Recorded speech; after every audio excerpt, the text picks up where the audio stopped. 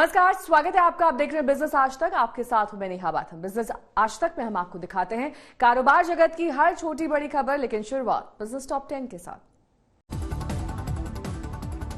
लगातार तीसरे दिन कम हुए डीजल के दाम। 18 से 20 पैसे लीटर सस्ता हुआ डीजल। पेट्रोल में 35 दिन में कोई बदलाव नहीं। तमिलनाडु में नकली बायोडीजल की बिक्री पर इंडियन ऑयल ने जताई चिंता। आईओसी ने कहा सरकारी खजाने को हो सकता है नुकसान। कोरोना से भारतीयों की रोजाना की जिंदगी बुरी तरह प्रभावित। सर्वे का दावा, लोगों की कमाई, बचत और निवेश पर हुआ असर।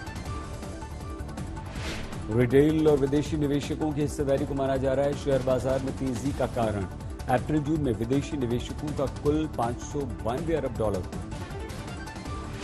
बिजली चोरी रोकने के लिए अब अनिवार्य होगा प्रीपेड मीटर। दिसंबर 2023 से सरकारी कार्यालयों के साथ औद्योगिक वाणिज्यिक उपभोक्ताओं को लगाना होगा स्मार्ट मीटर।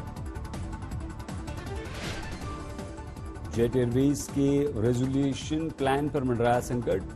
कर्मचारियों ने रोक की मांग की। कोल इंडिया के कर्मचारियों ने रिटायरमेंट की उम्र बढ़ाने की मांग की। 60 की जगह 62 साल करने की डिमांड।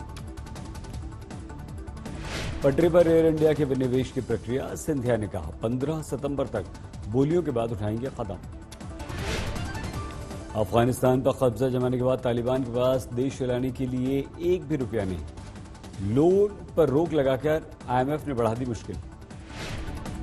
तालिबान को समर्थन कर चीन ने लगाई अफगानिस्तान के खरबों डॉलर के धातुओं के खजाने पर नजर। हाईटेक मिसाइल्स के लिए चीन को आसानी से मिलेगा सामान। कोरोना की दूसरी लहर के बाद रिकवरी की तेज रफ्तार से केवल आर्थिक नुकसान की भरपाई हो पाएगी।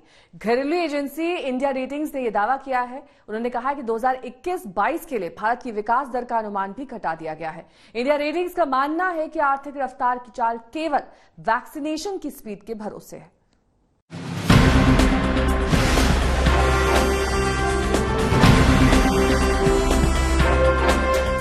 दूसरी कोरोना लहर के बाद जोरदार रिकवरी के बावजूद घरेलू रेटिंग एजेंसी इंडिया रेटिंग्स ने फाइनेंशियल ईयर 2021-22 के लिए विकास दर का अनुमान घटा दिया है। इंडिया रेटिंग्स ने 2021-22 के लिए घटाकर अनुमान को 9.4% कर दिया है, जबकि इससे पहले इंडिया रेटिंग्स ने 9.6% की विकास दर का अनुमान लगाया था। विकास दर में इस कटौती से माना जा सकता है कि इकोनॉमी के सामने अभी कई तरह के संकट बरकरार है। But because of COVID, there has been a significant downturn in 21, and even if the recovery, the way we have projected, takes place, then barely we will be recovering the lost ground. India ratings के मुताबिक economy की आगे की चाल काफी हद तक vaccination से तय होगी।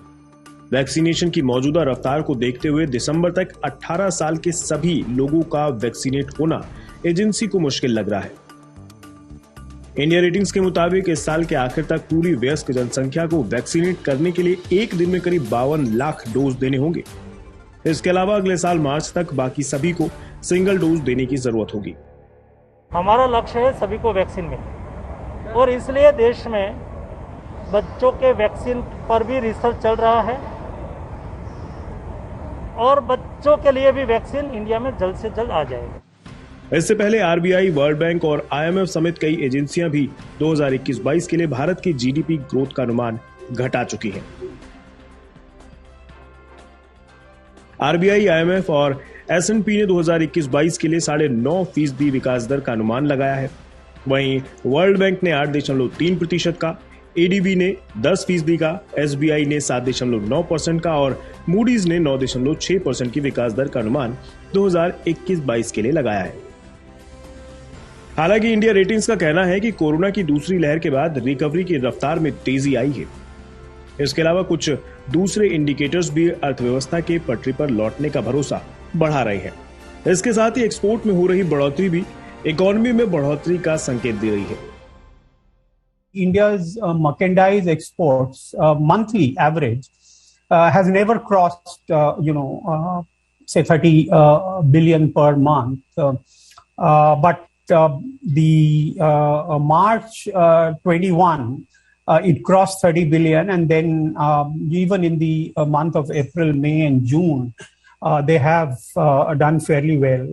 And average monthly exports have been 31 point or close to 32 billion per month. So that's a pretty, positive, development. अगर तीसरी लहर नहीं आती है तो आर्थिक रफ्तार फेस्टिव सीजन में कुछ बड़ा चमत्कार कर सकती है।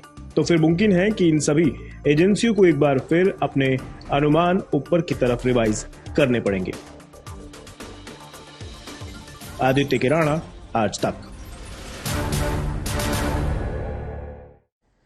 बिजनेस आज तक में मेरे साथ अभी के लिए बस इतना ही। देश और दुनिया की तमाम खबरों के लिए आप देखते रहिए आज तक।